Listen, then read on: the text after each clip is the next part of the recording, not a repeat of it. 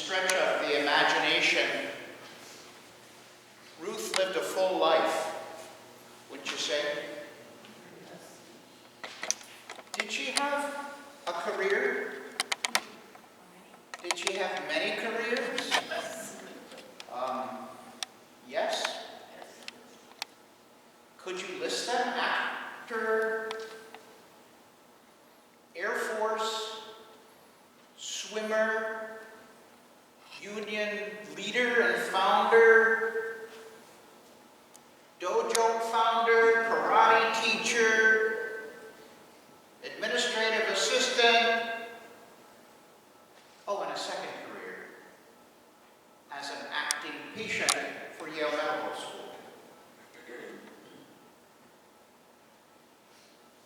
A few people at Bethesda remember her directing a version of Doubt in our chapel where Adam was the priest, and a few others played roles, and that served as fodder for conversation. She was a part of a weekday Bible study, a lunch group, and I was pleased to be her pastor. Was she passionate about many things? I guess. I'm thinking of a crossword puzzle where they talk about what actors do, and that's emote. Her face easily revealed her emotions. I felt sized up when I first met her.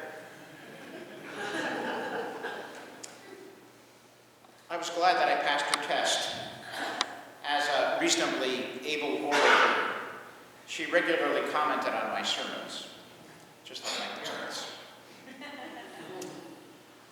I knew of her love for her pets and her dog and her cats. Did you? As she would light up when talking about them or holding them or talking to them. I heard a velvety voice that would lightly regale me with a story about her past and then quickly deepen when critical of something or other. I would venture that you could call Ruth a woman of substance, meaning there are ways that you could describe her that are part of her biography that are singular, that stand out, that demonstrate an adventurous spirit, a joie de vivre, commitment, and moral fiber.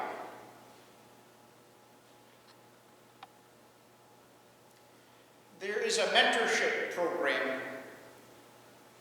This is through my work with Google in preparing this, with locations in Boston and Pittsburgh, that is called Strong Women, Strong Girls, that has 2 sentences that describe its work.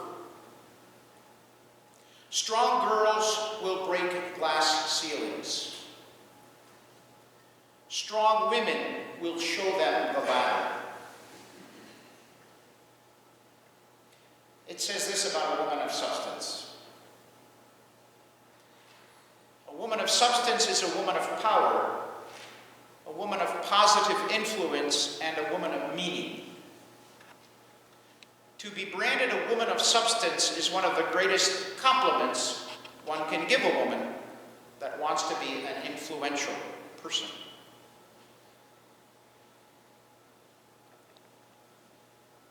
I don't know if Ruth considered herself a woman of substance, but I did know that she took pride in her many accomplishments. And I suspect her presence provided a positive influence for many.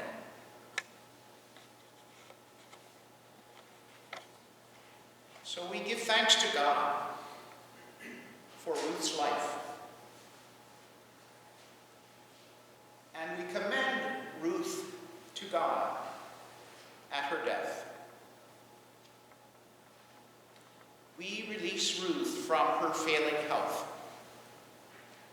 from her failed memory, from her struggles in life, that she might know mercy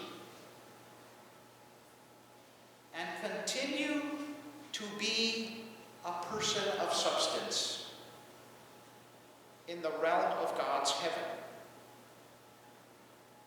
in the life to come, at the end of the ages, in God's promised future.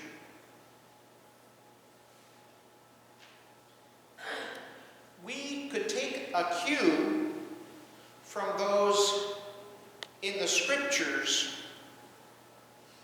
who defied expectations, who leaned into the wind, like the emotive character named Job, who himself was a person of substance. If you read it, you can find out. He had all he could want: land, family, friends, a good life. Bit by bit, piece by piece, so the fable goes, all was whittled away from him until at the end he had nothing. He would wallow around in ashes to soothe the sores on his body. He would be given bad advice about his troubles by his supposed friends. He lost his land. He lost his family. He all but lost his life. And so the story ends, after exploring the ravages of loss.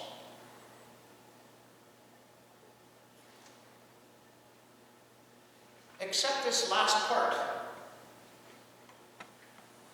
added like a defiant protest against all that's crumbling in our lives and our world. Given all that has happened, given all that I cannot fathom or comprehend about life's careening toward doom, the final statement from the book of Job plants hope for generations to come.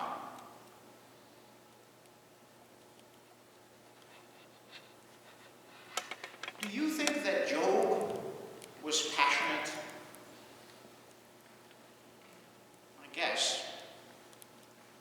He pleads that his words would last like lead cast into rock, or that they might be inscribed in a book.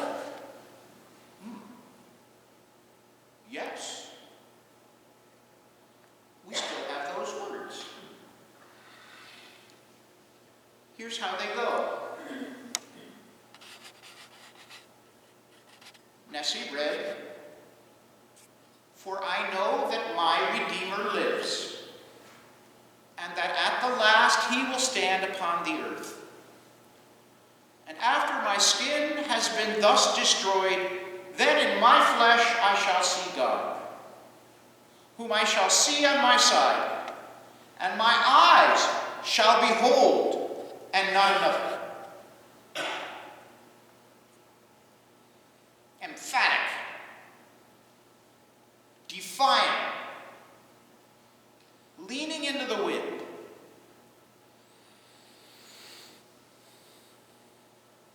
This is the drumbeat of Scripture, particularly in the readings that frame this memorial service, that faith has planted hope for this generation and generations to come.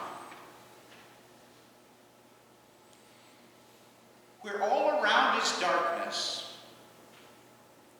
we hold the Christ light.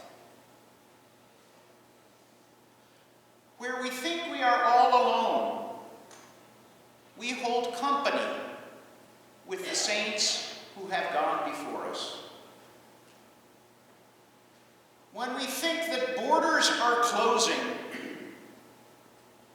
we imagine that God is one who makes all sorts of room for the lost and forsaken.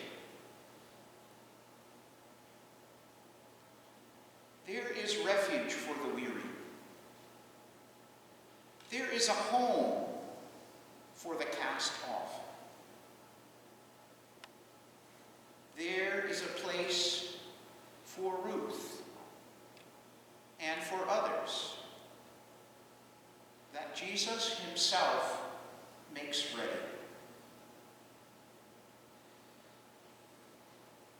Jesus, yet another person of substance, who defies expectation, who makes claims that he can provide a path to promise. In the arc of his life, the story that we read in the gospel arcs toward the cross, where he commends himself to God as he pours out his Spirit. And the Spirit of Christ is poured out on those who live in his wake, on those who give witness to his resurrection, on those who identify with his dying and rising by baptism, on those who eat and drink